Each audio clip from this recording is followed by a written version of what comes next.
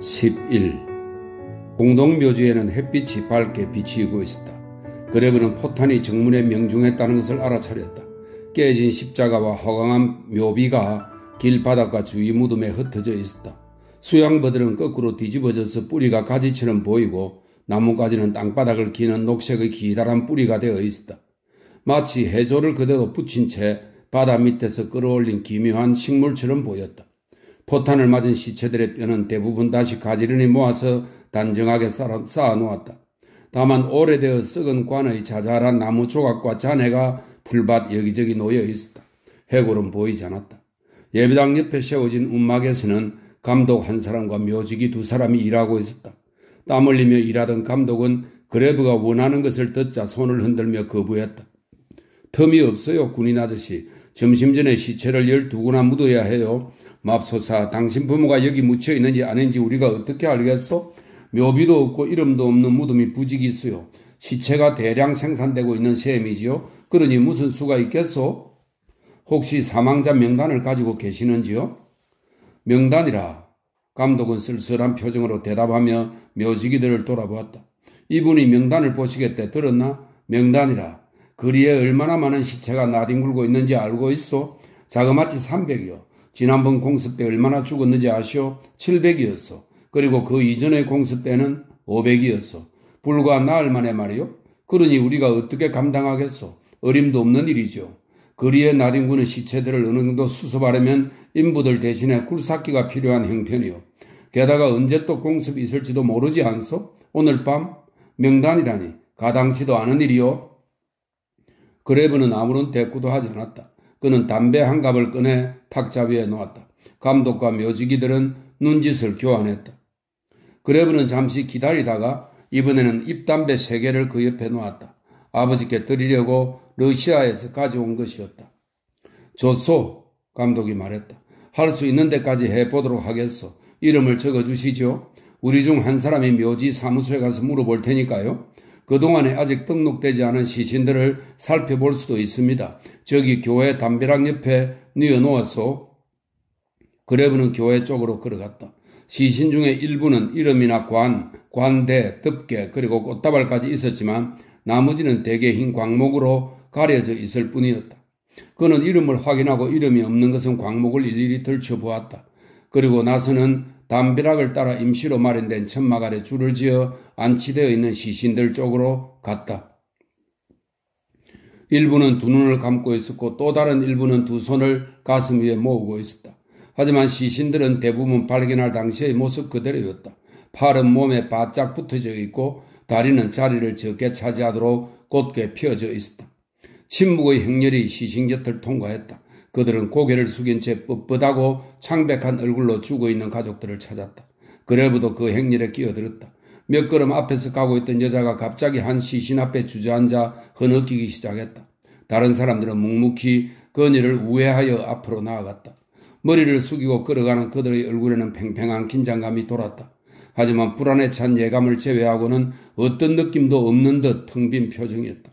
그러다가 시신들의 마지막 열에 도착할 때쯤에야 비로소 그들의 얼굴에 불안한 가운데서도 희미한 희망의 기색이 떠올랐다. 열의 끝에 도달하자 그들은 안도의 한숨을 쉬었다. 그레브는 다시 돌아왔다. 예배당 안에는 가보셨소? 감독이 물었다. 아니요. 찢긴 시체들은 거기 있어요. 감독이 그레브를 쳐다보았다. 마음 단단히 먹어야 할 거요. 하지만 당신은 군인이 아니요? 그레브는 예배당으로 갔다가 다시 돌아왔다. 감독은 바깥에 서 있었다. 소름 끼치지요? 안 그렇소? 그는 그레브를 빤히 쳐다보았다. 우리 중 몇 사람도 그 광경을 보고 주저앉았어. 바로 어제 집단 수용소 부대장이 여기를 왔거든요. 몸집이 거대한 사람이었는데. 그레브는 아무 대꾸도 하지 않았다. 지금까지 시체들을 너무도 많이 보아왔기 때문에 이 정도는 별것 아니었다. 시체 대부분이 민간인이고 또 여자와 아이가 다수라는 사실조차도 특별하게 생각되지 않았다. 시체라면 신물이 날 정도로 보아왔던 것이다. 러시아인과 네덜란드인, 프랑스인의 참상도 그가 지금 여기서 목격한 것 못지않게 끔찍했다. 한꺼번에 교수형에 처해진 50명의 시체들, 러시아의 겨울 추위에 얼어붙었다가 녹았다가 잘게 부서지기를 반복하면서 머리가 부풀어 오르고 눈알이 튀어나온 채로 부서지고 입술이 찢기고 두툼한 검은 혀를 내민 시체들은 지금 예배당 안에서 조각나 있는 시체들보다 더 끔찍했다. 묘지 사무소에는 아무 기록이 없네요. 감독이 설명했다. 시에 커다란 시체 안치소가 2개 더 있습니다. 가보셨소? 예. 거긴 얼음이라도 있지요. 우리보다 형편이 나아요. 감독이 부럽다는 어조로 말했다. 시신이 넘쳐나던데요? 그렇소. 하지만 차가운 상태로 보존되고 있어요. 우리는 그렇지 못한데. 게다가 날씨도 점점 더 따뜻해지고 있어. 몇 차례 연이어 공습이라도 있고 날씨마저 따뜻해지면 그야말로 재앙이지요. 그러면 집단으로 매장할 수밖에요. 그레브는 고개를 끄덕였지만 그런 것이 재앙이라고는 생각하지 않았다. 집단 매장을 야기하는 바로 그것이 재앙이었다. 우리는 최선을 다하고 있어요. 무덤 일꾼들을 많이 고용했지만 늘 모자라고 기술도 시대에 뒤처지고 또 종교상의 규정도 장애가 되고. 감독은 근심에 차서 이 말을 문질렀다.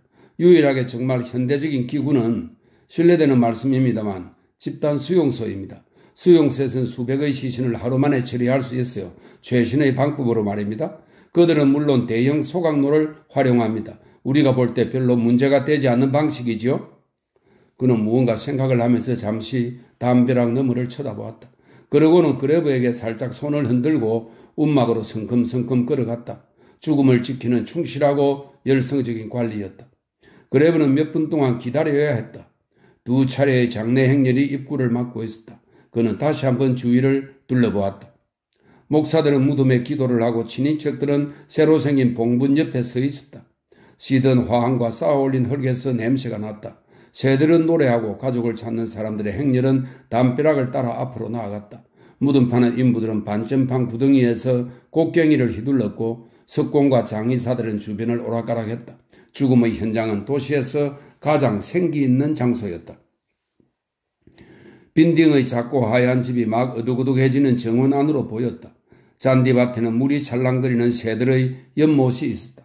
라일락 숲 앞에는 수수나와 튤립이 피어있고 자작나무 아래에서는 다리로 된 소녀상이 빛을 발하고 있었다. 가정부가 문을 열어주었다. 백발 여인으로 커다란 흰색 앞치마를 두르고 있었다. 그레브시죠? 그렇습니다. 대장님은 지금 안 계십니다. 당의 중요한 회의에 참석하셨어요. 당신께 쪽지를 남기셨습니다. 그레브는 그녀의 뒤를 따라 사슴뿔과 그림이 있는 집 안으로 들어갔다. 루벤스의 그림은 어둠 속에서도 스스로 빛을 발했다. 구리로 만든 허변 탁자 위에는 잘 포장된 병이 하나 놓여있고 그 옆에 편지가 있었다. 알폰서의 전원이었다. 아직 여기저기 수소문해 보지는 못했지만 지금까지는 자네 부모님이 도시 안에서 사망하거나 부상을 입었다는 보고는 없었네. 아마 지방으로 이송되거나 아니면 이사를 가셨을 거야. 그리고 내일 다시 들러주게. 보득하는 자네가 멀리 러시아에서 온 걸 축하하는 것이니 오늘 밤에 실컷 즐기게. 그는 편지와 술병을 주머니에 넣었다. 가정부는 문간에서 기다리고 있었다. 대장님은 안부도 전하셨습니다. 제 안부도 전해주세요. 내일 다시 들를 거고 보드카도 정말 고맙다는 말도 전해주세요. 잘 마실 겁니다. 부인은 자애로운 미소를 지었다. 대장님이 몹시 기뻐하실 겁니다. 정말 친절하신 분이니까요. 그레브는 정원으로 되돌아 나왔다. 친절하신 분이라니 하고 그레브는 생각했다. 알폰스는 자기가 집단 수용소에 집어넣은 수학교사 브루마이스트에게도 친절했던가? 아무도 모든 사람은 어떤 사람한테는 친절할 것이다. 그러나 또 다른 사람에게는 정반대겠지. 그는 편지와 술병을 만져보았다. 그리고 생각했다. 축하하라고? 무엇을? 부모님 아직 돌아가시지 않았을 거라는 희망을? 그러면 누구와 축하한다 말인가? 병령의 408호실 사람들과? 그는 점점 더 푸르고 어두워지는 저녁 노을을 바라보았다. 그래, 이 술병을 엘리자베스 크루즈에게로 가져가자. 그녀라면 자신과 똑같은 기분으로 마실 수 있을 것이다. 그리고 그에게는 아직도 아르마니악이 좀 남아있었다. 말끔한 얼굴의 여자가 문을 열었다. 크로제 양을 만나려고 합니다. 그레브는 단호하게 말하고 여자 옆을 그대로 지나치려고 했다. 여자는 문을 막고 서서 비키지 않았다. 크로제 양은 지금 없어요. 이미 알고 계실 텐데요. 제가 어떻게 알죠? 크로제 양이 당신에게 말하지 않던가요? 제가 잊어버렸어요. 언제 돌아오죠? 7시요. 그레브는 엘리자베스가 외출하리라고는 미처 생각하지 못했다. 보드카를 놓고 갈까 하는 생각도 들었지만 이 여자 밀고자가 자기 마음대로 할지도 모르는 일이었다. 심지어 자기가 마셔버릴지도 몰랐다. 좋습니다. 그럼 다시 오겠습니다. 그가 말했다. 그는 할 일 없이 거리에 서 있었다. 시계를 보니 6시 조금 전이었다. 그의 앞에는 다시 길고 어두운 밤이 놓여 있었다. 휴가 중이라는 사실을 잊지 말라고 로이터는 말했다. 물론 그 사실을 잊지 않았지만 잊지 않았다는 것만으로는 아무것도 아니었다. 그는 카를 광장으로 가서 공원 벤치에 앉았다. 무시무시한 두꺼비처럼 방공호가 거기에 움츠리고 있었다. 조심성 많은 사람들이 그림자처럼 그 안으로 살금살금 들어갔다. 덤불 숲에서 어둠이 다가와 마지막 빛을 삼켜버렸다. 그레브는 말없이 벤치에 앉아 있었다. 1시간 전까지만 해도 엘리자베스를 다시 만나리라고는 생각도 하지 않았다. 그녀를 바로 만났더라면 아마도 그녀에게 보드카를 건네주고 그대로 발길을 돌렸을 것이다. 그런데 그녀를 만나지 못한 지금은 7시가 되기를 초조하게 기다리고 있는 것이다. 엘리자베스가 직접 문을 열어주었다. 너가 나올 줄 몰랐어. 그가 깜짝 놀라며 말했다. 대문을 지키고 있는 괴물이 나올 줄 알았거든. 리즈 부인은 지금 집에 없어요. 여성 애국단 모임에 갔어요. 너저란 옆편네들의 모임. 그렇지. 그 여자라면 어울리는 곳이지. 그레브는 주위를 둘러보았다. 그 여자가 없으니 여기 분위기도 금방 달라지는군. 지금은 현관에 불이 켜져 있어 다르게 보여요. 엘리자베스가 대꾸했다. 난 그 여자가 나가자마자 곧 불을 켜요. 그 여자가 있을 때는 아껴야 한다. 그것이 애국심이다 하면서 잔소리가 심해요. 그래서 모두들 암흑 속에 있지요. 맞아. 그들은 우리가 그런 상태에 있기를 바라는 거야. 그는 주머니에서 술병을 꺼냈다. 여기 보드카를 가지고 왔어. 어느 돌격대장의 창고에서 가지고 온 거야. 옛 동창의 선물인 셈이지. 엘리자베스가 그를 물끄러미 쳐다보았다. 그런 동창도 있어요? 그래. 너가 원치 않은 사람과 한 집에 살고 있는 것처럼 말이야. 그녀는 웃으면서 술병을 받았다. 병따개가 어디 있는지 찾아볼게요. 그녀는 그의 앞을 지나 부엌으로 갔다. 그녀는 검은 스웨터에 역시 몸에 꼭 끼이는 검은 치마를 입고 있었다. 그리고 굵고 빛나는 붉은색 털실로 머리카락을 목덜미 부근에서 동여매고 있었다. 어깨는 당당하고 허리는 잘록했다. 병따개가 안 보여요. 리즈 부인은 술을 마시지 않는 것 같아요. 그녀가 서랍을 닫으면서 말했다. 그레브가 술병을 받아들고는 병목 부분에 밀랍을 벗겨냈다. 그리고는 허벅지에다가 술병을 2차례 세게 부딪혔다. 마개가 펑 소리를 내며 빠졌다. 군대에서는 늘 이렇게 해. 그가 설명했다. 컵은 없어? 아니면 병째로 마셔도 되고? 내 방에 있어요. 따라와요. 그는 그녀를 따라갔다. 문득 여기에 오기를 정말 잘했다는 생각이 들었다. 또 하룻밤을 혼자서 쓸쓸하게 지내야 했는데 이제 엘리자베스와 함께 있게 된 것이다. 엘리자베스는 벽에 기대어 있는 서가에서 가느다란 컵 2개를 꺼냈다. 그레브는 주위를 둘러보았다. 방은 완전히 달라 보였다. 침대 하나, 녹색 시트를 씌운 안락의자 몇 개, 책들, 비드마이어 양식의 책상이 있는 그녀의 방은 고풍스러우면서도 평화로웠다. 그의 기억 속에 있는 그녀의 방은 덜 정돈되어 있었고 더 자유분방했다. 공습경보의 소음 때문에 그렇게 보였을 거라고 그는 생각했다. 소음은 모든 것을 헝클어버렸다. 엘리자베스도 오늘은 옛날과 달라 보였다. 달랐다. 하지만 고통스럽지도 평화롭지도 않았다.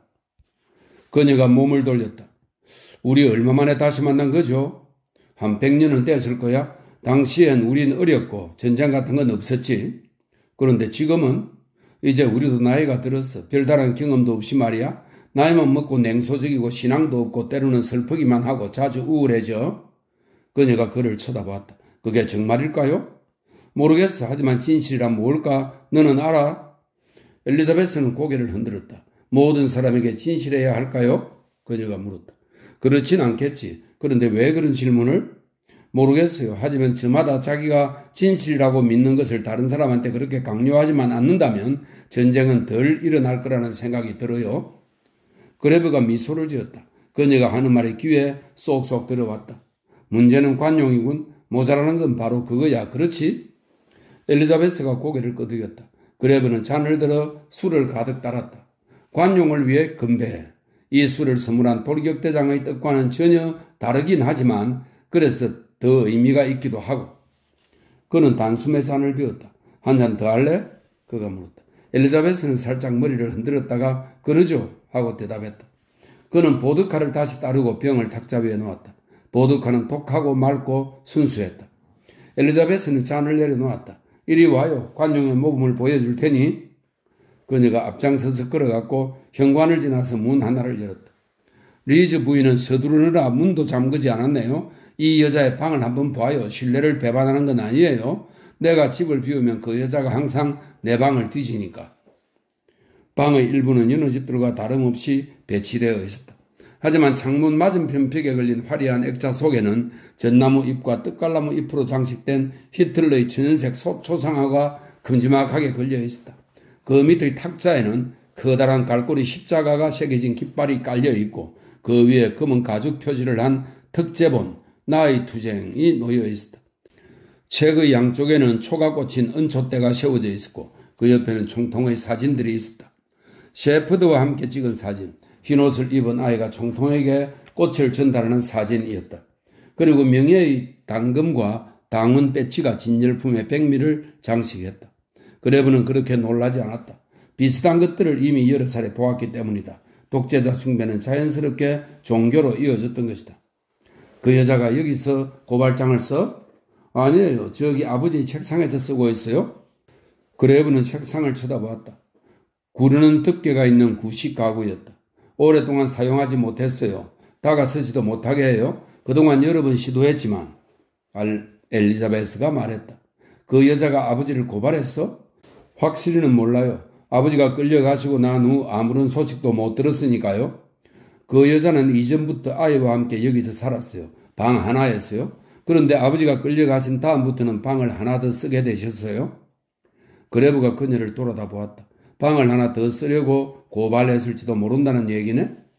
그럴 가능성이 왜 없겠어요? 그보다 못한 이유로도 그럴 수 있는데. 그건 그래. 이렇게 재단을 꾸며놓은 걸로 봐서는 그 여자도 여성 애국단의 광신자일 거야. 에른스트, 광신이라는 것이 때로는 개인의 이익과 일치한다고들 생각하지 않나요? 엘리자베스가 씁쓸한 표정으로 물었다. 그래, 일치하는 때도 많아. 그런데 그 점을 늘 잊고 있다는 게 정말 이상해. 일단 한번 익히고 나면 아무 생각 없이 반복하게 되면 그게 바로 상투적인 게 된다는 거지. 이 세상은 원래 라벨이부터 구분되어 있던 건 아니야. 인간도 물론 그렇지 않고. 아마 그 독사 같은 여자도 자기 아이나 남편, 꽃이나 귀중한 것 모두 사랑할 거야. 그런데 이 여자는 너의 아버지를 고발할 이유가 있었던 걸까? 아니면 모든 걸 지어낸 걸까? 아버지가 선량한 분이지만 조심성이 별로 없었어요. 아마 오래전부터 감시를 당했던 것 같아요. 자기 집이라도 하루 종일 당의 연설을 들어야 한다면 가만히 있지 못하는 사람도 생각시킬 수밖에 없어요. 도대체 그분이 무슨 말씀을 하셨을까? 엘리자베스는 어깨를 으쓱했다. 아버지는 독일이 승리할 거라고 믿지 않으셨어요. 지금도 믿지 않는 사람이 얼마든지 있어. 당신도? 물론 자 여기 나가. 그 악녀가 불쑥 나타나서 무슨 짓을 할지도 모르잖아. 엘리자베스가 살짝 미소를 지었다. 들킬 염려는 없어요. 복도 문을 걸어놓아서 안으로 들어올 수 없어요. 그녀는 문 쪽으로 가서 빗장을 빗겼다. 그는 속으로 그나마 다행이라고 생각했다. 그녀가 순교자 스타일이라면 조심도 하지 않고 망설임도 없었을 것이기 때문이었다. 여긴 공동묘지 냄새가 나. 빌어먹을 저 씨든 떡갈나무 잎 때문에. 자, 술이나 마셔. 그가 말했다. 그는 잔에다가 보드카를 가득 따랐다. 우리가 왜 나이가 들어버렸다고 느끼는지 이제 알 것 같아. 더러운 걸 너무 많이 보았기 때문이야. 우리보다 나이가 많고 따라서 당연히 현명해야 할 사람들이 취져놓은 똥물 말이야. 난 별로 나이가 들었다는 느낌이 들지 않아요. 엘리자베스가 대답했다. 그가 그녀를 물끄러미 쳐다보았다. 조금도 나이 들어 보이지 않았다. 기뻐할 일이네. 그가 말했다. 난 감금당한 느낌이에요. 나이가 많다는 것보다 더욱 나쁜 일이죠. 그레브가 비드마이어 풍 의자에 앉았다. 그 여자가 너도 고발할지 몰라. 그가 말했다. 이 집 전체를 차지하려고 말이야. 무엇 때문에 그때까지 기다리는 거야. 여기서 나가도록 해. 지금 세상이 어떻게 돌아간다는 건 너도 잘 알 테니까. 알아요. 그녀는 갑자기 어쩔 줄 몰라 하면서도 고집을 부렸다. 미신일지는 몰라도 나는 믿어요. 그녀는 스스로 100번이나 같은 대답을 했던 사람처럼 고통스럽고 다급하게 대답했다. 내가 여기 떠나지 않는 한 아버지가 다시 돌아오실 거예요. 내가 가버린다면 그건 아버지를 버린 거나 마찬가지예요. 이해하겠어요? 굳이 이해할 것까지도 없어. 그게 좋다고 생각한다면 그렇게 하는 거지. 말이 안 되는 일이라도 말이야. 그래요. 그녀는 술잔을 들고 쭉 들이켰다. 바깥에서 쩔그렁하는 열쇠 소리가 났다. 그 여자가 왔어. 그레브가 말했다. 시간이 정확하군. 모임이 오래 걸리지 않았던 모양인데? 그들은 현관에서 들려오는 발소리에 귀를 기울였다. 그레브는 출근길을 쳐다보았다. 행진곡밖에 없어? 그가 물었다. 아니에요. 하지만 행진곡은 요란하잖아요. 정적이 가끔 고함을 지를 때면 우리가 가진 소리 중에서 제일 시끄러운 걸로 그걸 덮어버려야 하니까요. 그레브가 그녀를 쳐다보며 말했다. 우린 지금 멋진 이야기를 하고 있어. 학교 시절의 청춘은 생의 낭만적인 시간이라는 이야기를 종종 듣곤 했지. 엘리자베스가 웃었다. 현관에서 무언가가 바닥으로 떨어졌다. 리즈 부인이 욕을 했고 문이 달그락거리는 소리가 들렸다. 내가 불을 켜놓았나 봐요. 엘리자베스가 속삭였다. 자, 우리 나가도록 해요. 더 이상 못 참겠어요. 다른 이야기를 해요. 어디로 가지? 그레브가 밖에서 물었다. 나도 몰라요. 발 닿는 대로. 근처에 카페나 주점이나 바 같은 건 없나? 금방 다시 실내로 들어가고 싶지는 않아요. 조금 걷는 게 어때요? 그렇게 하지. 거리는 텅 비어 있었고 도시는 어둡고 조용했다. 그들은 마리엔가를 따라 걸었다. 카를 광장을 지나고 강을 건너 구시가로 들어갔다. 잠시 후 그들은 비현실적인 세계로 들어온 듯한 느낌이 들었다. 모든 생명은 사라지고 그들이 마지막으로 남은 사람들인 것 같았다. 그들은 주택가를 걸어갔다. 지나가면서 방이나 의자, 탁자와 생명의 증인들을 확보하려고 창문 안을 들여다보았지만 보이는 건 유리창에 비친 달빛과 그 뒤에 있는 검은 커튼, 그리고 등화 관제를 위한 검은 마분지들 뿐이었다. 도시 전체가 상을 당한 것 같았다. 끝없는 집들 하나하나가 관이 되어 검은 장막에 가려진 시체 공시소 같았다. 도대체 어찌된 일일까? 그레브가 물었다. 사람들은 어디 있는 거야? 오늘은 다른 날보다 더 조용하네. 사람들이 집안에 죽치고 있는 것 같아요. 며칠째 공습이 없었거든요. 그래서 함부로 밖으로 나오지 못하는 거예요. 다음 공습을 기다리고 있는 거죠. 언제나 그런 시기예요. 공습이 끝난 직후라야 사람들이 밖으로 나와요. 이미 습관으로 굳어버렸군. 그렇지? 그래요. 일선에서도 마찬가지죠. 그래. 그들은 폐허가 된 거리를 걸어갔다. 섬유질 모양의 구름이 하늘 한가운데를 지나가자 빛이 어렁거렸다. 폐허에 비친 구름 그림자가 마치 달빛을 싫어하는 문어 괴물처럼 앞으로 뒤로 오락가락했다. 그때 사기 그릇이 딸그락거리는 소리가 들렸다. 다행이군. 누군가가 뭘 먹고 있어. 커피 마시는 소리 같기도 하고 어쨌든 누군가가 살아있어. 그레브가 말했다. 아마 커피를 마실 거예요. 요새는 그런 게 안 나오거든요. 질도 좋고요. 포탄 커피라고들 하죠. 포탄 커피? 그래요. 포탄 커피 혹은 폐허 커피라고 해요. 사람들이 그런 식으로 불러요. 심한 공습이 지나간 후에 나오는 특별 보너스거든요. 그게 설탕일 수도 초콜릿일 수도 혹은 담배 한 갑씩일 수도 있어요. 그건 전쟁에서 그래. 공세를 취하기 전에 소주나 담배 같은 게 나오거든. 참 우습지 않아? 1시간 동안의 죽음의 공포를 보상하기 위한 200g의 커피라니. 100g이 맞아요. 그들은 계속 걸어갔다. 잠시 후 그레브가 걸음을 멈추며 말했다. 엘리자베스, 이렇게 헤매고 다니니까 집에 앉아있는 것보다 덜 쓸쓸하다는 생각이 들어. 보드카 하나 들고 오는 건데 술이나 한잔 하고 싶어. 근처에 술집이 없을까? 술집에 가고 싶지 않아요. 온통 등화 관제를 하고 창을 막아 놓아서 마치 지하실에 감금당한 느낌이 들 거예요.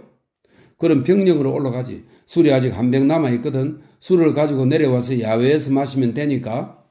좋아요. 그들은 고요를 깨고 마차가 들컹거리며 다가오는 소리를 들었다.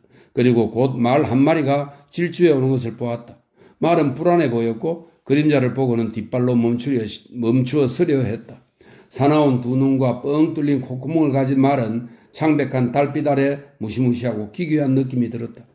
마부가 고삐를 잡아당기자 말은 앞발을 높이 들었다. 말의 주둥이에서 거품이 튀었다. 그들은 말이 지나가도록 폐허 쪽으로 몸을 비켜야 했다.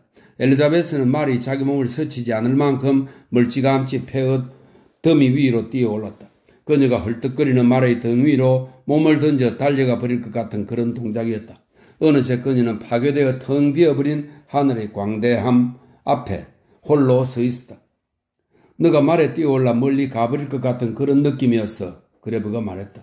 그렇게도 할 수 있다면. 하지만 어디로 가죠? 온 세상이 전쟁터인데. 사실 그래. 온 세상이 그래. 영원히 평화로울 것 같던 시골도 마찬가지야. 남태평양도 인도도 달아날 곳은 어디에도 없어. 그들은 병영에 도착했다.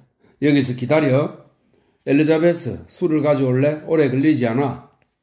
그레브는 연병장을 가로질러 발소리가 울리는 계단을 올라갔다.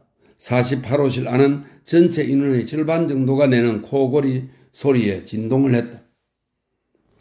탁자에는 가스를 치운 전등이 켜져 있었다. 카드 노름을 하던 병사들은 아직도 깨어 있었다. 로이트는 그 옆에서 책을 읽고 있었다. 베터는 어디 갔지? 글레브가 물었다. 로이트가 탁 소리를 내면서 책을 덮었다. 아무것도 찾아내지 못했다고 전해달래. 자전거를 타고 가다가 벽을 들이받아서 자전거를 부셔버린 모양이야. 옛 속력에도 있잖아. 불행은 엎친 데 또 덮친다고. 내일은 다시 걸어 다녀야 하거든. 그래서 오늘 저녁에 술집에 가서 기분을 달래고 있지. 넌 왜 그래? 무척 창백해 보이는데? 아무것도 아니야. 다시 나가야 해. 가져갈 게 있어. 그레브는 배낭을 더듬어 찾았다. 그에겐 러시아에서 가져온 지인과 보드카가 한 병씩 있었다. 그리고 반딩에게서 받은 아르마냥도 있었다. 지인이나 아르마냥을 가져가게. 보드카는 없어. 로이트가 말했다. 어째서? 우리가 마셨지? 너가 자발적으로 내어놨다면 더 좋았을 텐데.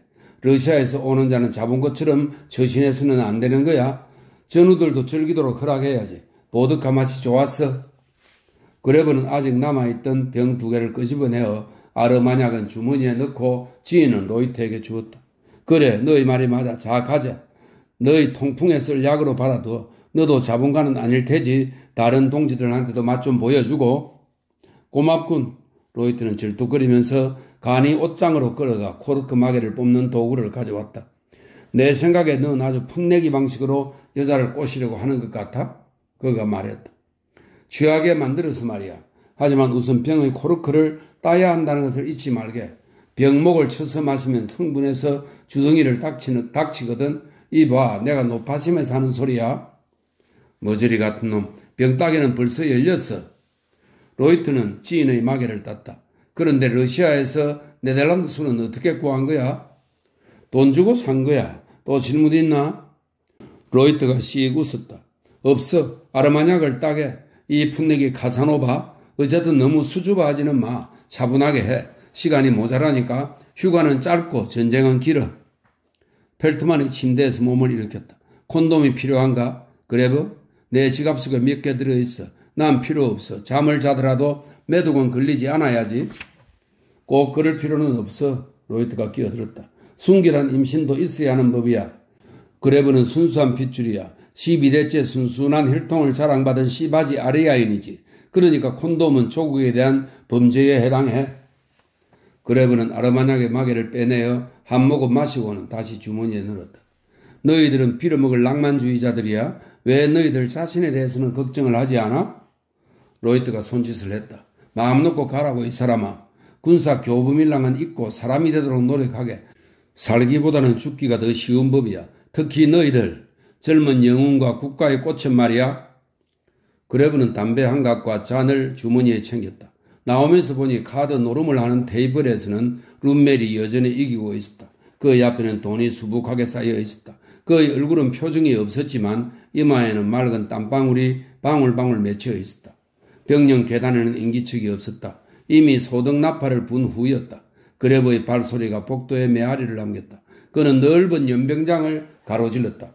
그녀가 가버렸을지도 모른다는 생각이 들었고 내심으로도 그렇게 되기를 바랐다. 무엇 때문에 그녀가 자신을 기다린다 말인가? 아가씨가 저기서 기다려. 보초가 말했다. 너 같은 멍청이가 어떻게 저런 아가씨를 얻었지? 저 정도면 장교용이야. 그레브의 눈에 엘리자베스가 보였다. 그녀는 담액이 되어 있었다. 그는 보초의 어깨를 두드렸다. 이봐, 새로운 규칙이 생겼어. 1선에서 4년간 근무한 자에게는 훈장 대신에 적을 받을 수 있어. 모두 장군의 딸들이지. 너도 1선 근무를 지원하라고 이 멍청아. 그리고 근무 중에 말을 하면 안 된다는 수칙도 모르는 거야? 그레브는 엘리자베스에게로 갔다. 네 놈이 멍청이다. 보초가 그의 등에 대고 덥다는 듯이 말했다. 그들은 병영 뒤 언덕에서 벤치를 발견했다. 밤나무 사이에 있는 벤치에서는 시내 전체가 내려다 보였다. 불빛은 찾아볼 수 없었고 다만 강물만이 달빛 아래 반짝이고 있었다. 그레브는 아르마냥을 잔의 절반쯤 따랐다. 아르마냥은 잔 안에서 마치 액체 상태인 호박처럼 빛을 발했다. 그는 엘리자베스에게 잔을 내밀었다. 한 잔 마셔. 그가 말했다. 그녀는 한 모금 마시고 나서 잔을 돌려주었다. 다 비우지 그래? 그가 말했다. 술 마시기 좋은 날이야. 자, 그 무언가를 위해서, 우리의 저주받은 인생을 위해서, 혹은 우리가 아직 살아있는 것을 위해서, 자, 쭉 들이키자고. 죽어버린 도시에선 이게 필요해. 오늘은 정말이지 이렇게 할 필요가 있어? 좋아요. 모든 것을 위하여. 그는 잔을 가득 채워서 자기가 마셨다. 금방 몸이 달아올랐다. 또한 너무 허전하다는 것도 느꼈다. 그 점은 미처 깨닫지 못하고 있었다. 그것은 아무런 고통도 없는 허전함이었다. 그는 다시 잔을 반쯤 채우고 그 절반을 비웠다. 그러고는 잔을 둘 사이에 내려놓았다. 엘리자베스는 다리를 위로 끌어올리고 두 팔로 무릎을 껴안은 채 벤치에 쪼그리고 앉아 있었다. 그들의 머리 위로 밤나무의 싱싱한 잎이 달빛을 받아 하얗게 빛났다. 조금 전에 나비 한 무리가 거기에 앉았다가 날아가기라도 한 것처럼. 칠흑 같아요. 다 타버린 탄광 같아요. 그녀가 도시를 가리키면서 말했다. 그쪽은 보지 마. 뒤를 봐. 경치가 달라. 벤치는 바로 언덕의 정상에 있었고 언덕은 반대편으로 완만하게 기울어져 밭으로 그리고 달빛에 비친 도로, 포플러 가로수길, 마을 교회의 탑, 숲, 지평선의 푸른 산들로 이어졌다. 저 세상은 정말 평화롭군. 너무도 간단해. 그렇지? 그레브가 말했다. 그래요. 정말 간단해요. 뒤돌아보기만 하고 다른 쪽은 더 이상 생각하지 않는 게 가능하다면 말이에요. 곧 그렇게 될 거야. 그렇게 믿나요? 물론 안 그렇다면 이렇게 살아있지도 않았을 거야. 나도 그걸 원했어요. 나도 믿을 수 있어요. 그렇고 말고 우리의 인생은 이미 그곳을 향하고 있어. 인생은 거기서 힘을 얻는 거야. 위험 속에 있어도 인생은 약점을 보이거나 감상에 빠지지 않아. 그는 그녀에게 잔을 내밀었다. 이것도 평화에 속하는 것이겠죠? 그녀가 물었다. 그래, 오늘 저녁에는 특히. 그녀가 잔을 비웠고 그는 그녀를 물끄러미 지켜보며 말했다. 이제 한동안은 전쟁에 대해서 말하지 않기로 하지. 엘리자베스가 뒤로 몸을 기댔다. 아무것도 말하지 않기로. 좋아. 그들은 말없이 앉아 있었다. 너무도 고요했다. 고요함이 밤의 평화로운 음성과 더불어 천천히 생기를 얻었다. 밤의 음성은 밤을 방해하는 것이 아니라 밤을 더욱 깊게 만들었다. 숲의 호흡과도 같은 나지막한 바람, 부엉이의 울음, 풀밭에서 바스락거리는 소리, 구름과 빛의 끝없는 유의가 고요함과 함께했다. 고요함은 힘을 얻어 깨어나 모든 것을 둘러싸고 모든 것 속으로 들어갔다. 모든 숨결에 고요함이 배어들었고 호흡 자체가 고요함이 되었다. 호흡은 점점 더 나지막해지고 다시 부드러워지고 길어졌다. 호흡은 이제 더 이상 적이 아니라 아득하고 호의로 가득한 잠 그 자체였다. 엘리자베스가 몸을 움직였다. 그레브도 깜짝 놀라 일어나 주위를 둘러보았다. 이게 어떻게 된 거야? 깜빡 잠이 들었어. 나도. 그녀가 눈을 떴다. 산란된 빛이 차분해지자 눈앞이 너무도 환해졌다. 이렇게 깊이 잠들어 본 건 오랜만이네요. 그녀가 놀라서 말했다. 늘 어둠이 무서워서 불을 켜고 있었고 공포에 놀라 깨어나곤 했어요. 지금과는 전혀 다르게 말이에요. 그레브는 말없이 앉아 있었다. 그녀에게 아무것도 묻지 않았다. 많은 것들이 일어난 시간 속에서 호기심은 죽어 있었다. 다만 물속 바위 위에서 해초가 흔들리듯이 자신이 맑은 잠 속에서 편안하게 앉아 있었다는 사실이 조금 경이로웠다. 러시아에서 돌아온 후 처음으로 긴장이 풀린 느낌이었다. 부드러운 평안이 그의 내부로 마치 밀물처럼 밀려들었다. 평안은 밤 동안에 몸을 일으켜 끌리고 건조해진 영역들을 갑자기 덮치면서 그것들을 전체와 하나 되게 하는 민물처럼 그렇게 밀려들었다. 그들은 시내로 내려갔다. 거리는 다시 그들을 받아들였고 오래된 화재의 현장에서 나는 차가운 냄새가 다시 몰려들었다. 검게 밀폐된 유리창은 상여 행렬처럼 그들을 따라왔다. 엘리자베스는 부르르 몸을 떨었다. 이전에는 집이나 거리나 빛으로 가득했고 난 그걸 당연하게 생각했어요. 거기에 익숙해 있었던 거죠. 그런데 이제야 그게 무언지를 알 것 같아요. 그레브가 하늘을 바라보았다. 하늘은 맑고 구름 한 점 없었다. 비행사들에게는 좋은 밤이었다. 하지만 그에게는 하늘이 너무 눈부셨다. 유럽에서는 거의 모든 곳이 이런 형편이야? 그가 말했다. 스위스만 아직도 밤에 불이 환하게 켜져 있다고 해. 그래야 조종사들이 그곳이 중립지대라는 것을 알아볼 수 있으니까 말이야.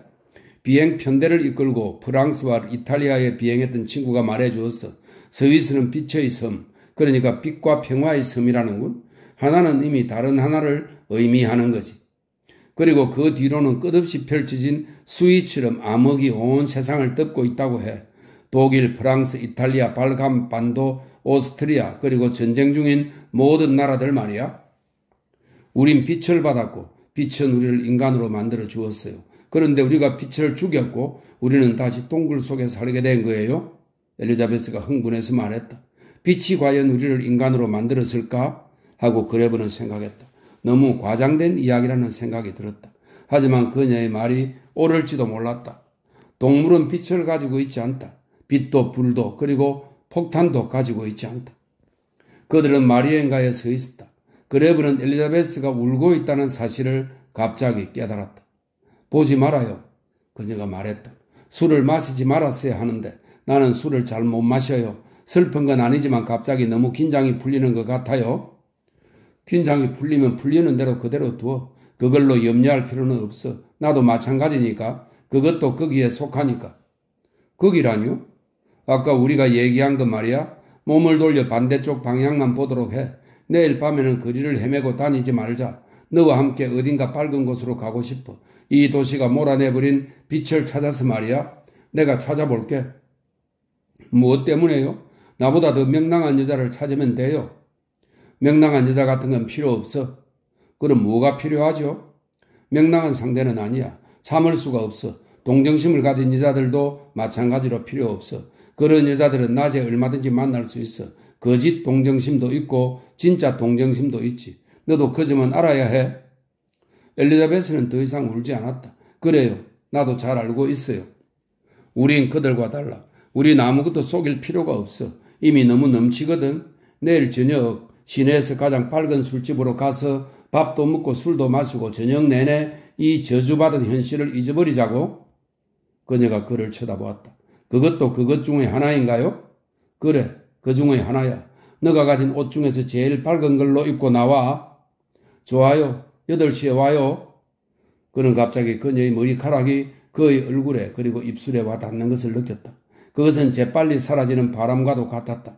그녀도 그가 미처 깨닫지 못하는 사이에 문간으로 사라졌다.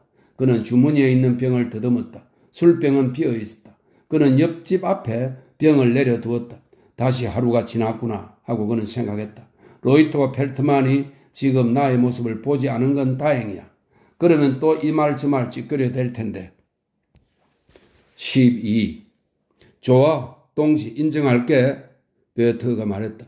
난 술집 주모와 잤어. 달리 할 일도 별로 없지 않은가? 나 뭔가 해야만 해. 아니면 휴가가 무슨 의미가 있겠어? 순진한 송아지 새끼처럼 일선으로 그대로 돌아갈 수는 없단 말이야. 그는 펠트만의 침대에 걸터앉아 커피가 찰랑거리는 반합 뚜껑을 들고 두 발은 차가운 물이 담긴 물통 속에 담그고 있었다. 자전거가 부서진 후로 너무 많이 걸어다녀 발이 부러졌기 때문이었다. 그런데 자네는 오늘은 뭘 했나? 오전에도 나갔나? 그가 그레브에게 물었다. 아니, 나가지 않았다고? 그 녀석은 잠만 잤어. 펠트만이 말했다. 오늘 점심때까지 아무리 소동을 떨어도 일어나지 않더군. 처음으로 제정신이 든 거지. 베어트는 물통에서 발을 빼고 발바닥을 들여다보았다. 발바닥은 커다랗고 흰 물집으로 덮여 있었다. 이것 봐. 난 힘께나 쓰는 몸이지만 발은 젖먹이처럼 예민해. 평생 이런 상태였어. 딱딱해지지가 않아. 온갖 수를 다 써봤지만 말이야. 이 발로 다시 출발해야 해. 왜 그러나 좀 더 기분을 낼 수도 있을 텐데 주모도 있고. 벨트만이 말했다. 아, 이 사람아 그 술집 옆였네. 그건 아무 상관도 없어. 게다가 몹시 실망했으니까.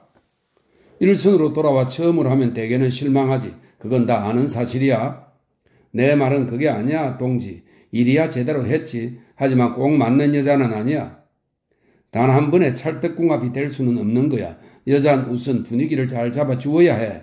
벨트만이 말했다. 내 말을 아직 못 알아들었군. 그 여자는 상당했어. 하지만 영혼까지 들어맞진 않았다고. 들어봐. 침대에서 일을 벌이다 너무 열중해 깜빡하고는 그 여자를 알마라고 부른 거야. 실은 루이제인데 말이야. 알마는 내 마누라 이름이고 알겠어? 저런 정말 가관이었어 동지. 별일도 아닌 걸 가지고 뭘 그래? 테이블에 있던 카드 노름꾼 중 하나가 갑자기 베터를 향해 신랄하게 말했다. 그건 간통에 어울리는 벌이야. 돼지놈아. 너는 그 여자한테서 실컷 두들겨 맞아야 했어. 간통이라고? 베터가 두 다리를 내려놓았다. 누가 방금 간통이라고 했어? 너 말이야. 바로 너보고 한 말이야. 이런 멍청이 봤나? 이렇게 말한 카드 노름꾼은 머리가 계란처럼 생긴 작은 남자였다. 그는 독살스러운 눈으로 베터를 노려보았다. 베터는 잔뜩 약이 올랐다. 이런 바보 같은 소리를 들어본 적 있나? 그가 주위를 돌아보며 물었다. 여기서 간통이란 말을 꺼낸 놈은 너 하나뿐이야. 골빈놈. 멍청이 녀석. 만일 마누라가 곁에 있는데도 딴 여자랑 잔다면 간통이겠지. 하지만 마누라는 여기 없어. 바로 그거야. 그러니 어떻게 간통인가? 마누라만 있었다면 그 옆에 나랑 자지도 않았을 거야. 그놈 말에 신경 쓰지 말게. 부러워서 그러는 거야. 그게 전부야. 그런데 너가 루이제라고 부르고 나서는 어떻게 됐어? 펠트만이 말했다.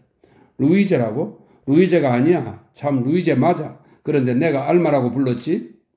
그래 알마였지. 그래 어떻게 됐어? 어떻게 됐냐고? 넌 상상도 못할 거야 동지. 웃거나 소동을 피우는 대신에 어떻게 한 줄 알아? 마구 소리치며 울기 시작하는 거야. 악어 같은 눈물이라니. 생각해보게. 뚱뚱한 여자는 울어서는 안 돼 동지. 로이트는 기침을 하면서 책을 덮고는 재미있다는 표정으로 베터를 바라보았다. 왜? 어울리지가 않아. 뚱뚱한 여자한테는 어울리지 않아. 뚱뚱한 여자는 웃어야 돼. 너가 마누라를 루이즈라고 부른다면 네 마누라는 어지간히 좋아하겠지? 계란머리가 독살스럽게 물었다. 나의 알마가 있었다면? 베터가 차분하게 그리고 우월감을 과시하며 말했다. 나는 우선 앞에 있는 맥주를 나팔 불겠지. 그러고 나서는 따놓은 맥주를 모조리 마실 거야. 그리고 다시 정신을 차리면 내 마누라는 구두만 남을 정도로 나를 녹초로 만들겠지. 요 정도야. 알겠어? 이 멍청이. 계란무리는 잠시 침묵을 지켰다. 그의 묘사에 압도당한 것 같았다. 그런데 그런 마누라를 배반해? 그가 쉬인 목소리로 다시 물었다. 아니 이놈이 나 마누라를 배반한 게 아니라고. 마누라만 내 옆에 있었다면 그런 여자는 거들떠보지도 않았을 거라고. 이건 배반이 아니야. 정당방위라고. 로이트가 그래브 쪽으로 몸을 돌렸다. 그런데 넌 어땠어? 그 아르마니악으로 어떤 업적을 이뤘나? 아무 일도 없었어. 아무 일도 없었다고? 그런데도 대낮까지 송장처럼 쭉 늘어져 잠만 잔 거야? 벨트만이 물었다. 그래. 내가 왜 그렇게 갑자기 피로를 느꼈는지 악마도 모를 거야. 지금이라도 다시 잘 수 있어. 일주일 내내 한숨도 못 잔 것 같아. 그러면 또 퍼질러 자게. 현명한 충고군. 잠의 대가 펠트만 선생의 충고니까? 로이트가 말했다. 펠트만은 당나귀야. 계란머리가 얼른 끼어들었다. 휴가 내내 잠만 잤지. 휴가를 오기나 한 건지 모르겠어. 차라리 일선에서 자면서 휴가 꿈을 꾸는 게 나을 거야. 이봐. 그건 너의 생각일 뿐이야. 사실은 정반대거든. 펠트만이 대꾸했다. 여기서 꿈을 꾸면 내가 일선에 있는 꿈을 꾸거든. 그런데 넌 실제로는 어디 있는 거니? 로이트가 물었다. 뭐라고? 여기. 아니면 어디겠어? 확실해? 계란무리가 빈정대며 말했다. 내 말이 그 말이야. 계속 퍼질러 자기만 할 바엔 어디 있으나 마찬가지란 거지. 멍청이만 그걸 모르는 거지. 그래도 잠을 깰 때는 달라. 이 야가 빠진 놈. 벨트만이 갑자기 화를 내며 말했다. 그러고는 침대에 벌렁 누웠다. 로이트가 그래브를 돌아보며 물었다. 그런데 넌 도대체 너의 그 잘난 영혼을 위해서 오늘은 뭘 할 생각이야? 저녁 식사하기 좋은 데 있으면 가르쳐 주게. 혼자서? 아니. 그러면 게르마니아로 가게. 거기밖에 없어. 문제는 들어갈 수 있는가 하는 건데 그런 전투복 차림으로는 어림도 없어. 장교용 호텔인데 레스토랑도 있어. 아마도 웨이트는 너희 훈장의 경의를 표할 거야. 그래브는 자신을 내려다보았다. 흥급을 대고 기운 데다가 아주 초라했다. 상의를 빌려 입으면 안 될까? 좋아. 그런데 넌 나보다 15kg이나 가벼워. 문간에서 쫓겨날 거야. 내가 너의 몸에 맞는 화사관 정복을 빌려보도록 하지. 바지도 함께. 그 위에 외투를 걸치면 병령에서 아무도 눈치채지 못할 거야. 그런데 넌 어째서 아직도 쫄병이지? 벌써 소위가 되고도 남았을 텐데. 하사관으로 진급했는데 소위를 때렸다가 강등했어. 징벌 부대에 가지 않은 것만 해도 다행이었지. 이후론 진급이 중지되고. 좋아. 그럼 넌 하사관 복장을 해도 될 도덕상의 권리가 있어. 만약에 숙녀와 함께 게르마니아에 가면 와인은 GH 폼룸에서 제조한 요하니스베르그의 코스베르그 1937년산으로 주문하게. 죽은 송장도 이 냄새를 맡으면 벌떡 일어나거든. 좋아, 그런 게 필요해. 안개가 퍼지고 있었다. 그레브는 강물 위를 지나는 다리에 서 있었다. 강물은 쓰레기로 가득했고 목재와 가구들 사이로 느릿느릿 검게 기어갔다. 하얀 안개 저편으로 학교의 실루엣이 검게 솟아 있었다. 그는 잠시 그것을 바라보다가 다리를 건너 교정으로 향하는 작은 골목길에 들어섰다. 습기로 축축해진 커다란 철문이 활짝 열려 있었다. 그는 교문 안으로 들어갔다. 교정은 텅 비어 있고 아무도 없었다. 너무 늦은 시각이었다. 그는 교정을 가로질러 강가로 갔다. 밤나무 둥치들이 안개 속에서 마치 석탄처럼 검은 빛으로 자라 있었다. 밤나무 아래에는 젖은 벤치들이 있었다. 여기에 종종 들렀던 기억이 났다. 그가 당시에 꾸었던 꿈은 하나도 이루어지지 않았다. 학교에서 곧바로 전쟁터로 갔던 것이다. 그는 한동안 강물을 바라보았다. 부서진 침대가 기슭에 떠내려와 있었다. 거기엔 또 물에 젖어 무거워진 베개들이 부풀린 해면처럼 뒹굴고 있었다. 오싹 몸이 떨렸다. 그는 되돌아와서 학교 건물 앞에 서 있다가 현관문으로 들어가 보려고 했다. 문은 닫혀 있었다. 그는 문을 열고 조심스럽게 안으로 들어갔다. 잠시 현관에 서서 주위를 둘러보았다. 가슴을 답답하게 하는 학교 냄새가 풍겼고 침침한 청개가 보였다. 그리고 강당과 회의실로 통하는 까맣게 칠해진 문들도 보였다. 아무 느낌도 들지 않았다. 경멸 또는 역설의 느낌도 들지 않았다. 가봤자 별 볼 일 없을 거라고 말한 벨만이 생각났다. 그 녀석의 말이 맞았어. 공허함이 몰려왔다. 학교를 나온 후 그가 경험했던 것은 여기 학교에서 배웠던 것과는 모두 정반대였다. 아무것도 남아있지 않았다. 파산 그 자체였다. 그는 몸을 돌려 다시 밖으로 나왔다. 입구 양쪽에 전사자를 위한 기념 현판이 2개 보였다. 오른쪽의 현판은 그가 알고 있는 것으로 1차 대전의 전사자를 기념하는 것이었다. 전당대회 행사 때면 그 현판은 언제나 녹색 전나무와 떡갈나무로 장식되었고 교장 선생의 신멜은 복수와 위대한 독일 그리고 앞으로 있을 응징에 대해 침을 튀기며 열변을 토했다. 신멜은 뚱뚱하고 배는 물렁물렁하고 늘 피지땀을 흘렸다. 왼쪽의 현판은 처음 보는 것이었다. 그것은 이번 전쟁에서 죽은 자들을 위해 마련된 것이었다. 그는 이름들을 읽어 내려갔다.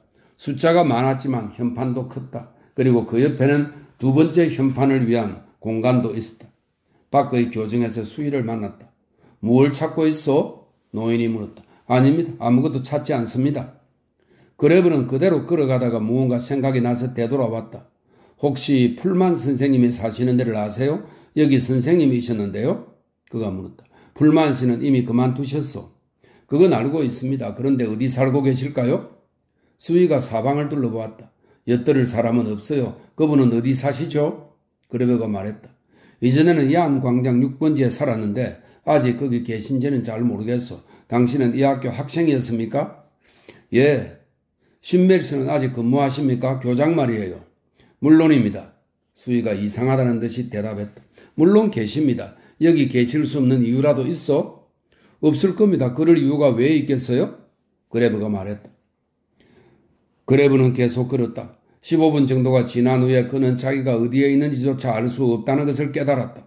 안개가 더욱 짙어져 폐허 속에서 길을 잃고 말았던 것이다. 폐허는 다 비슷해 보였고 거리는 구분이 되지 않았다. 자기 자신 속에서 길을 잃어버린 듯한 기이한 느낌이었다. 한참 지났어야 학행가로 가는 길을 찾았다. 갑자기 바람이 불자 안개가 물결치기 시작했다. 소리 없이 유령처럼 움직이는 바다 같았다. 그는 부모님의 집터로 갔다. 아무 정갈도 없어 돌아서리는 순간 묘한 소리가 들려왔다. 하프 소리 같았다. 주위를 둘러보았다. 거리는 텅 비어 있었다. 그때 다시 소리가 들려왔다. 이번에는 더 고음이었다. 눈에 보이지 않는 부표가 안개의 바다를 떠돌며 경고하는 듯 비탄에 찬 소리였다. 소리는 반복해서 들려왔다. 더 깊고 더 높게 불규칙적으로. 하지만 그의 규칙적인 간격을 유지하면서 누군가가 지붕 위에서 하프를 연주하는 듯 공중에서 들려오는 것 같았다. 그레브는 귀를 기울이다가 소리나는 쪽으로 가보려고 했지만 방향을 알 수 없었다. 그것은 사방에 있고 또 사방에서 오는 것 같았다. 무언가 강력하게 요구하는 소리였다. 때로는 홀로, 때로는 아르페지오처럼 들려왔고 더 없는 슬픔을 위한 영원한 화음 같았다. 그는 공습 경비원일 거라는 생각을 했다. 그 미치광이다. 아니면 누구겠는가? 그는 정면만 남은 건물로 가서 문을 왈칵 열었다. 안쪽 안락 의자에서 누군가가 벌떡 일어나는 게 보였다. 부모님 집의 폐의에 있던 녹색 안락 의자였다. 무슨 일인가? 공습 경비원은 깜짝 놀라 날카로운 소리로 물었다. 그레브는 그의 손에 아무것도 들려있지 않은 것을 보았다. 하지만 소리는 여전히 들렸다. 저건 무슨 소리입니까? 어디서 들리는 거죠? 그가 물었다. 공습 경비원은 축축한 얼굴을 그레브의 얼굴 가까이로 가져갔다. 이런 군인 아저씨로군. 조국의 수호자. 저게 뭐냐고? 들리지 않나? 저건 생매장 당한 자들을 위한 진홍곡이야. 구원을 요청하는 부르짖음이지. 빨리 파내다오. 살인을 멈추어라. 말도 안 되는 소리. 그레브는 밀려 올라가는 안개 속으로 위를 올려다 보았다. 검은 전선 같은 것이 바람에 흔들리고 있는 것이 보였고 그것이 튕겨 나올 때마다 수수께끼 같은 징소리가 났다. 그는 갑자기 폐의 높은 곳에 걸려있던 뚜껑 없는 피아노가 생각났다. 전선이 밖으로 드러나 있는 피아노 현을 건드렸던 것이다. 피아노로구나. 그가 말했다. 저건 피아노야. 피아노야. 공습 경비원은 그레브의 흉내를 내며 말했다. 저게 뭔지 알아? 이 절망적인 살인자. 그건 죽은 자들이 치는 종소리야. 바람이 치고 있는 거지. 하늘이 그렇게 종을 쳐서 자비를 베푸는 거야. 이 지상에는 더 이상 존재하지 않는 자비를. 너 이 총 쏘는 자동기계들아. 죽음이 뭔지 알기는 아느냐? 이 파괴자들아. 어떻게 알겠나? 죽음을 부르는 자들은 죽음을 모르는 법이야. 그는 고개를 숙였다. 죽은 자들이 사방에 있어. 그가 속삭였다. 폐허 아래 시체들이 있어. 얼굴은 짓뭉개지고 가슴은 딱 벌린 채 누워있다가 부활하여 니놈들을 모조리 처단할 거야. 그레브는 거리로 되돌아 나왔다. 모조리 처단하는 거야. 죽은 자들이 너희들을 고발하고 너희들 모두를 하나하나 심판할 것이다. 공습 경비원이 그의 등에 대고 소리쳤다. 그레브는 더 이상 그를 볼 수 없었다. 소용돌이치는 안개의 파편 속에서 그의 쉰 목소리만이 들려올 뿐이었다. 너희들이 내 형제들 중 가장 보잘것없는 자에게 행한 것은 바로 나에게 행한 것이라고 하나님은 말하네. 그레브는 계속 걸어갔다. 악마에게나 가거라. 그가 중얼거렸다. 악마에게나 가거라. 그리고 죽음의 새처럼 지금 너가 쪼그리고 앉아있는 폐허 아래 너 자신을 묻어버려라. 그레브는 계속 걸어갔다. 처참한 생각이 들었다. 죽은 자들, 죽은 자들, 죽은 자들. 나는 죽은 자들을 너무나 많이 보지 않았던가. 그래서 내가 돌아오지 않았던가. 또한 이 황량한 어느 곳에 아직도 삶이 있다는 것을 느끼기 위해 돌아온 것이 아니었던가. 그레브가 초인종을 눌렀다. 누군가가 문 뒤에서 기다리고 있었기라도 하듯 바로 문이 열렸다. 이런 당신이군요? 리저 부인이 놀라며 말했다. 그렇습니다. 접니다. 그레브가 대답했다. 그는 엘리자베스가 나올 것이라고 생각했다. 그 순간 엘리자베스가 방에서 나왔다. 이번에는 리저 부인도 아무 말 하지 않고 물러갔다. 들어와요, 에른스트. 곧 준비할게요. 엘리자베스가 말했다. 그는 그녀를 따라 들어갔다. 이게 너희 옷 중에서 제일 멋있는 거야? 그는 엘리자베스가 입고 있는 검은 스웨터와 어두운 색 외투를 가리키면서 이렇게 말했다. 오늘 밤에 외출한다는 것을 잊었어? 정말 그렇게 생각했나요? 당연하지. 나를 봐. 이건 하사관 정장이야. 친구가 마련해 줬어. 난 사기꾼이 된 거야. 너와 함께 호텔 게르마니아에 들어가기 위해서 말이야. 문제는 거긴 소위 위로만 들어갈 수 있을지도 모른다는 거야. 그러니까 이건 너한테 달린 거야. 다른 옷은 없어? 물론 있어요. 하지만 그레브는 탁자 위에 놓여있는 빈딩이 준 보드카를 쳐다보았다. 너가 무슨 생각을 하는지 알아? 그가 말했다. 그런 건 잊어버려. 리저 부인도 이웃집 여자들도 누구한테도 해가 되지 않아. 중요한 건 이거지. 넌 가끔 이곳을 빠져나가야 돼. 그렇지 않으면 미쳐버릴 거야. 자, 보드카를 한 모금 마시라고. 그는 잔을 채워서 그녀에게 건넸다. 그녀는 그것을 단숨에 비웠다. 좋아요. 그녀가 말했다. 빨리 나가요. 실은 나도 기다리고 있었어요. 하지만 당신이 잊어버렸는지도 모른다고 생각했어요. 옷을 갈아입는 동안 잠깐 방에서 나가 있어요. 탈하겠다고 리저 부인한테 밀고 당하고 싶지는 않으니까. 이번에는 상관없어. 군인과 같이 있는 건 애국심으로 간주될 테니까 말이야. 하지만 밖에서 기다릴게. 현관이 아니라 길에서. 그레브는 이리저리 걸었다. 안개는 옅어지긴 했지만 아직도 집들의 벽과 벽 사이에서 마치 세탁장에서처럼 여기저기 맴돌았다. 갑자기 창문이 삐걱거리는 소리가 들렸다. 엘리자베스가 맨 어깨를 드러낸 채 드레스 두 벌을 창밖으로 내밀었다. 하나는 금빛이 나는 갈색이었고 다른 것은 분간할 수 없는 어두운 색이었다. 어느 거? 그녀가 물었다. 그는 금빛을 가리켰다. 그녀는 고개를 끄덕이고는 창문을 닫았다. 그레브는 주위를 살폈다. 등화 관제 규칙을 위반한 장면을 목격한 사람은 아무도 없었다. 그는 다시 거리를 서성거렸다. 갑자기 밤이 더 깊고 완전해지는 것 같았다.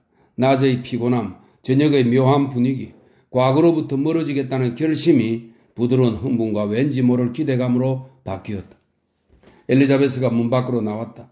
그녀는 재바르고 호리호리하고 유연했고 희미한 빛을 바라는 기다란 금빛 드레스를 입은 모습은 이전보다 더 눈이 부셨다. 그녀의 얼굴도 달라져 있었다. 얼굴은 더 날씬해 보였고 머리는 더 작아 보였다. 그레브는 조금 지났어야 그녀가 목덜미를 드러낸 드레스를 입어서 그렇게 보인다는 사실을 깨달았다. 리즈 부인이 봤어? 그가 물었다. 예, 봤어요. 아무 말도 못하더군요. 그 여자는 내가 누더기를 걸치고 참여하는 게 당연하다고 생각해요. 잠깐 마음에 걸리긴 했어요. 마음에 걸려야 하는 건 오히려 위선적인 인간들이야. 마음에 걸리기도 하지만 또 두렵기도 해요. 당신은 어떻게 생각해요? 아니, 그레브가 대답했다. 난 아무 생각도 안 해. 오늘 밤에는 더 이상 아무것도 생각하지 말아야 해. 우리는 그동안 충분히 생각했고 그러면서 우리를 괴롭혔어. 그러니 이제는 단 한 번이라도 유쾌한 기억을 남기도록 시험해 보는 거야. 호텔 게르마니아는 무너진 건물 사이에 서 있었다. 마치 가난한 친척들 사이에 끼어있는 돈 많은 여자 같았다. 호텔 양편의 폐허더미는 깨끗이 치워 쌓아놓았기 때문에 두 폐허더미는 더 이상 황량해 보이지는 않았고 죽음의 기운이 감돌지도 않았다. 문지기는 요모조모 재는 눈빛으로 그레브의 제복을 훑어보았다. 주점은 어딘가? 그레브는 상대방이 무언가 말하기도 전에 단호하게 물었다. 아, 예, 홀의 오른쪽 끝에 있습니다. 지배인이신 프리츠 씨에게 여쭈어 주십시오. 그들은 홀을 걸어갔다. 소령과 대령 두 사람이 그들의 옆을 스쳐 지나갔다. 그레브는 경례를 했다. 여기는 장군들이 우글거린다고 해. 2층에는 군사위원회 사무실이 몇 개 있고 그가 설명했다. 엘리자베스가 멈추어 섰다. 그렇다면 너무 조심성 없는 것 아닌가요? 혹시 당신의 제복을 보고 눈치를 채면 어떡해요? 그들이 눈치를 챈다고? 하사관 흉내를 내는 건 일도 아니야. 나도 전엔 하사관이었으니까. 키가 작고 마른 여자를 동반한 육군 중령이 박차 소리를 요란하게 내며 나타났다. 그는 그레브의 머리 너머를 보며 걸었다. 만일 발각되면 어떻게 되죠? 엘리자베스가 물었다. 별게 아니야. 총살당하는 건 아니죠? 그레브가 웃었다. 그들은 그렇게 못해, 엘리자베스. 일선에서 내가 필요하기 때문에 그럴 수는 없어. 그러면 어떤 일이? 별거 아니래도 몇 주 정도 구리를 받겠지. 그러면 몇 주 동안 휴식을 얻는 셈이지. 거의 휴가나 마찬가지야. 대략 2주 후면 전선으로 돌아가는 마당에 그렇게 심각한 일은 일어날 수 없어. 지배인 프리츠가 통로의 오른쪽에서 나타났다. 그레브는 그의 손에 지폐 한 장을 쥐어주었다. 프리츠는 별일 아니라는 듯 지폐를 슬쩍 집어넣었다. 물론 주점으로 뭘 좀 드시러 가시는 거죠? 그는 그렇게 말하고는 기품 있게 앞장서서 걸었다. 프리츠는 기둥 옆의 은밀한 공간에 그들을 안내한 다음 공손한 태도로 자리에서 물러났다.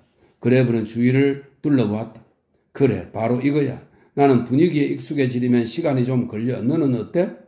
그가 엘리자베스를 쳐다보았다. 너는 좀 다르군. 마치 매일 여기 오는 손단골 같아. 그레브가 경탄하며 말했다. 황새처럼 생긴 키가 작고 나이가 좀 있는 웨이터가 메뉴를 들고 왔다. 그레브는 메뉴를 받았다가 지폐 한 장을 끼운 후 돌려주었다. 우리 메뉴에 없는 걸 먹고 싶은데 뭐가 있을까?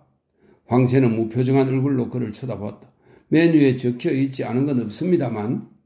좋아. 우선 GH 폼몸에서 나온 요하니스 베르그 코스베르그 1937년산으로 한 병 가져다 주게. 너무 차지 않겠어 말이야? 황새의 눈동자가 생기를 띄었다. 기꺼이 가져다 드리죠. 그는 갑자기 경의를 표하면서 말했다.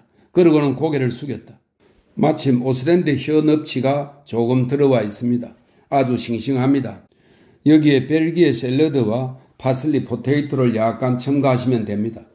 좋아. 그런데 전체 요리는 뭐가 있나? 물론 포도주에 캐비아는 별로고. 황새는 더욱 신이 났다. 물론 그건 아닙니다. 대신 송로버섯으로 맛을 낸 슈트라스부르크의 오리 간이 있습니다만 그레브는 고개를 끄덕였다.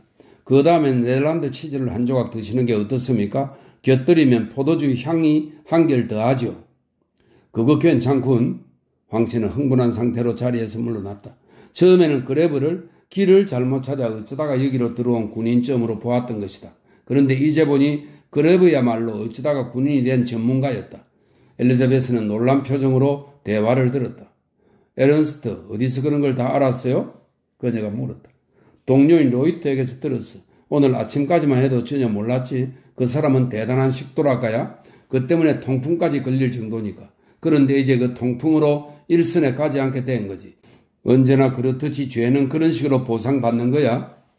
하지만 팁을 그런 식으로 메뉴에 끼워주는 건 좀... 그것도 모두 로이트에게 배운 거야. 그 녀석은 이 방면의 도사야. 내가 세속적인 면모를 화끈하게 발휘하는 데 기여한 셈이지. 엘리자베스가 갑자기 웃음을 터뜨렸다. 따뜻하고 막힘없고 부드러운 웃음이었다. 맙소사, 내 기억 속에 당신은 전혀 달라요. 그녀가 말했다. 나도 너가 지금 그런 모습으로 있을 사람이란 걸 몰랐어. 그가 그녀를 쳐다보았다. 이렇게 아름다운 모습은 정말이지 처음이었다. 웃을 때는 표정이 완전히 달라졌다. 어둠에 쌓인 집의 창문들이 일순간에 모두 열어 젖혀지는 것 같은 웃음이었다. 정말 아름다운 드레스야? 그가 조금 당황해하면서 말했다. 이건 어머니가 입던 옷이에요. 어젯밤에 조금 손질해서 고쳤어요. 그녀가 살짝 웃었다. 당신이 왔을 때 아무 준비도 없이 있었던 건 아니에요? 바느질을 할 수 있단 말이지? 그렇게 안 보이는데? 이전에는 할 줄 몰랐어요. 최근에 배웠거든요. 날마다 군용 외투를 8시간씩 깁고 있어요. 정말이야? 근로봉사에 끌려다니는구나? 그래요. 내가 자원했어요. 그렇게 하면 아버지를 구하는 데 도움이 될 것 같았어. 그레브가 고개를 흔들었다. 너한텐 어울리지 않아? 엘리자베스란 이름이 어울리지 않는 것처럼 말이야? 어떻게 그런 이름을 얻게 되었지? 어머니가 이름을 골랐어요. 어머니는 오스트리아 남부 출신인데 이탈리아 사람처럼 보였어요. 그래서 내가 파란 눈을 하고 금발로 태어나길 바라셨대요. 엘리자베스란 이름도 그 때문에 붙이신 거고 결국 어머니의 기대는 어긋났지만 이름은 그대로 남은 거죠. 황새가 술을 들고 왔다. 그는 보석이라도 다루는 것처럼 술병을 들고는 조심스럽게 따랐다. 아주 얇고 소박한 크리스탈 잔을 가져왔습니다. 그가 말했다. 그래야 색깔을 아주 잘 볼 수 있어요. 아니면 백포도주 잔이 좋을까요? 아니, 얇고 투명한 이 잔이 좋아. 엘리자베스가 웃었다. 너무 사치스러워요. 사치라고? 맞아. 그레브가 잔을 들어 올렸다. 그리고 반복해서 말했다. 사치, 바로 그거야. 우린 바로 그걸 위해 건배하는 거야, 엘리자베스. 난 2년 동안이나 반합으로 음식을 먹었어. 무사히 다 먹을 수나 있을까 의심하면서 말이야. 그러니까 이건 사치가 아니야. 그 이상의 것이야. 평화이고 안전이고 기쁨이고 축제야. 밖에서 존재하지 않는 그런 거야. 그는 포도주 맛을 음미하면서 엘리자베스를 바라보았다. 그녀도 눈을 마주쳤다. 그건 경쾌함과 비약을 가져다 주는 예기치 못한 어떤 것이었다. 그는 갑자기 느꼈다. 그것은 필수적인 것을 넘어서는 어떤 불필요한 것, 유용함과는 상관없는 그런 것이었다. 왜냐하면 그것은 존재의 다른 측면, 보다 빛나는 측면, 잉여와 유의적인 것, 그리고 꿈에 속하는 것이기 때문이었다. 죽음과도 같은 수년간의 혹독한 시련 이후 술은 더 이상 술이 아니고 은은 더 이상 은이 아니며 어딘가에서 스며드는 음악은 더 이상 음악이 아니고 엘리자베스도 엘리자베스가 아니었다. 모든 것은 그 이상의 것이었으며 저 다른 삶의 상징이었다. 죽음도 파괴도 없는 삶, 이미 신화가 되어버려 하나의 바랄 수 없는 꿈이 되어버린 삶 그 자체를 위한 상징이었다. 사람은 때때로 자기가 살아있다는 걸 깜빡 잊기도 해. 나는 오늘 그걸 알게 됐어. 그가 말했다. 엘리자베스가 다시 웃었다. 나는 이미 알고 있는 사실이에요. 하지만 그 다음에 어떻게 할지는 몰랐어요. 황새가 다가왔다. 손님, 술이 어떻습니까?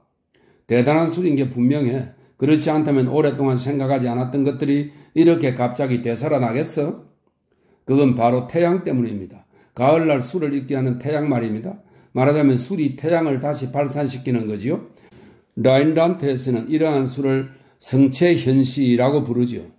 성체현시라고? 그렇습니다. 그 술은 황금과 같이 사방으로 빛을 발산한답니다. 그렇게 된 거로군. 첫 잔에 바로 느낄 수 있습니다. 안 그렇습니까? 앞찾기로 짜낸 태양 말입니다. 바로 첫 잔에 그랬어. 술이 위장으로 가지 않고 바로 눈으로 가서 세계를 바꾸어 놓는군. 술에 대해 좀 아시네요, 손님? 황새는 친밀한 태도로 그에게 머리를 숙였다.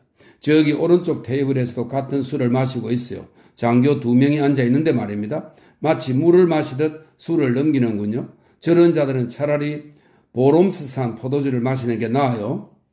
황새는 못마땅하다는 듯이 그쪽 테이블을 바라보며 물러났다. 오늘은 사기꾼에게 운이 좋은 날인 것 같아, 엘리자베스. 그가 말했다. 너한텐 술맛이 어때? 마찬가지로 성체 현시야? 그녀는 몸을 뒤로 기대며 어깨를 으쓱했다. 난 꼭 감옥에서 탈출한 것 같은 기분이에요. 사기죄로 금방 체포될 것 같기도 하고. 그가 웃었다.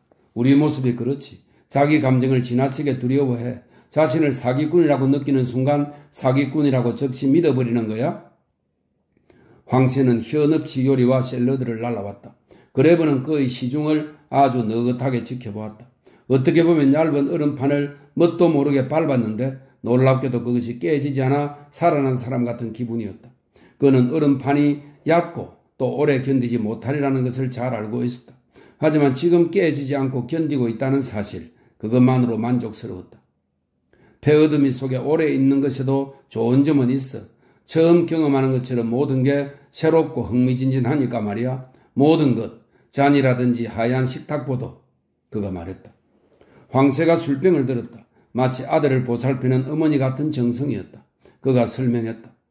보통 생선에는 모젤 와인이 따르는 법이지만 현업체의 경우는 조금 다릅니다. 이 고기는 거의 견과류 같은 맛이 납니다. 여기에는 라임과 우추가 안성맞춤이죠. 안 그렇습니까? 당연하고 말고. 황새가 고개를 끄덕이고는 물러갔다. 에른스트, 이렇게 잔뜩 주문해놓고 돈을 치를 수 있어요? 엄청나게 비쌀 텐데. 엘리자베스가 말했다. 문제없어. 2년치 전쟁 수당을 가져왔으니까 이런 돈은 오래 갖고 다닐 필요가 없어. 잠깐만 지니고 있으면 돼. 2주 그걸로 충분해. 그레브가 웃었다. 그들은 대문 앞에 서 있었다. 바람은 잦아들었고 안개가 다시 짙어졌다. 언제 귀대해요? 2주 후? 엘리자베스가 물었다. 대충 그래. 금방이군요. 금방이지. 하지만 아직 많이 남았다고 볼 수도 있어. 매 순간 달라지니까 말이야. 전시의 시간은 평화로울 때의 시간과 달라. 너도 알 거야. 여기도 일선과 마찬가지로 전쟁터니까 말이야. 똑같지는 않아요. 아니야, 똑같아. 난 오늘 밤 처음으로 휴가단 휴가를 보냈어. 황새와 로이트와 그리고 너의 금빛 드레스와 포도주 덕에. 그리고 우리 덕에. 그 말도 해야죠. 엘리자베스가 말했다. 그녀는 그의 바로 앞에 서 있었다. 안개가 그녀의 머리카락에 걸려 있었고 머리카락은 희미한 빛으로 반짝였다. 그녀의 드레스도 반짝였다. 안개는 그녀의 얼굴을 마치 과일처럼 축축하게 적셨다. 그레브는 부드러움, 이왕, 고요함 그리고 흥분으로 짜인 직물, 저녁 동안 예기치 않게 펼쳐졌던 이러한 직물을 찢어버리고 병령의 역겨운 냄새와 저속한 위트, 미래에 대한 위안 없는 기다림과 번민으로 돌아간다는 것이 갑자기 힘들게 느껴졌다. 그때 날카로운 목소리가 정적을 깼다. 자네 골통에 눈도 안 달렸나 하사관? 하얀 특수임을 가진 땅따란 소령이 그들 앞에 서 있었다. 고무창 달린 구두를 신고 몰래 다가온 것이 틀림없었다. 그레브는 이 소령이 제대한 예비역임을 금방 알아보았다. 고물 상자에서 계급장을 꺼내단 제복을 입고 헛새를 부리고 있는 것이었다. 그는 이 노인을 들어올려 내팽개치고 싶은 마음이 굴뚝 같았지만 위험을 감수하기는 싫었다. 다만 관록 있는 군인처럼 아무 소리도 않고 부동자세를 취했다. 군인은 그에게 회중전등을 비추며 아래 위를 살폈다. 그레브는 무엇 때문인지 심한 모독을 느꼈다. 특별복이라 노인이 소리질렀다. 손쉬운 행정일을 보는 자가 아니면 입고 다닐 수 없는 건데 어찌 된 건가? 특별복을 입은 휴가병이라? 엄청나군. 자네 늦어서 일선에 있지 않은 거지? 그레브는 아무 대답도 하지 않았다. 자신의 낡은 전투복 상의에서 기장을 떼어내 제복에 다는 것을 잊었던 것이다. 여자랑 시시거리고 다니기만 하면 다란 말인가? 소령이 호통을 쳤다. 엘리자베스가 갑자기 몸을 움직였다. 회중 전등의 둥그런 불빛이 그녀의 얼굴을 정면으로 비추기 때문이었다. 그녀는 노인을 노려보다가 불빛에서 빠져나와 그레브에게로 갔다. 소령은 헛기침을 했고 다시 한번 그들을 째려보다가 물러났다. 정말 역겨웠어요. 그녀가 말했다. 그레버가 어깨를 으쓱했다. 저런 영감탱이들은 어쩔 도리가 없어 길거리를 어슬렁거리고 돌아다니며 경례를 받고 싶어 안달이지. 그게 저들의 생활이야. 자연히 수백 년 동안 수고를 한 결과 마침내 저런 자들이 생겨난 거야. 엘리자베스가 웃었다. 자네 어째서 일선에 있지 않은 건가? 그레버가 씩 웃었다. 이 특별복으로 사기를 쳐서 그런 일을 당한 거야. 내일은 사복을 입을 거야. 빌릴 데가 있어. 경례라면 지긋지긋해. 군복을 벗어버리면 게르마니아에서 마음 놓고 있을 수 있어. 또 거기로 가려고요? 그래, 엘리자베스. 나중에 일선에서 기억날 일은 그것뿐이야. 시시한 일상은 기억도 안 나. 내일 8시에 데리러 올게. 이제 나는 갈게. 우물쭈물하다가 그 노인과 또 마주치면 이번엔 급료부를 꺼내보라고 할지도 몰라. 안녕. 그가 그녀를 끌어안았고 그녀는 순순히 안겼다. 그는 반란에서 그녀를 느꼈다. 갑자기 모든 것이 녹아들었다. 그녀를 원했다. 오로지 그녀만을 원했다. 그는 그녀를 힘껏 껴안고 키스를 했다. 놓고 싶지 않았지만 그녀를 놓아주었다.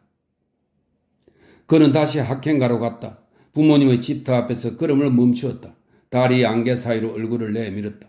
그는 몸을 숙이고 돌 사이에서 황급히 종이 쪽지를 끄집어냈다. 한쪽 구석에 굵은 연필 글씨로 무언가가 적혀 있었다. 그는 회중전등을 더듬어 찾았다. 중앙우체국에 문의할 것, 창구 15번이라고 쓰여 있었다. 그는 무심결에 시체를 보았다. 너무 늦은 시간이었다. 우체국은 밤에는 열지 않는다. 8시 이전까지는 아무것도 들을 수 없다.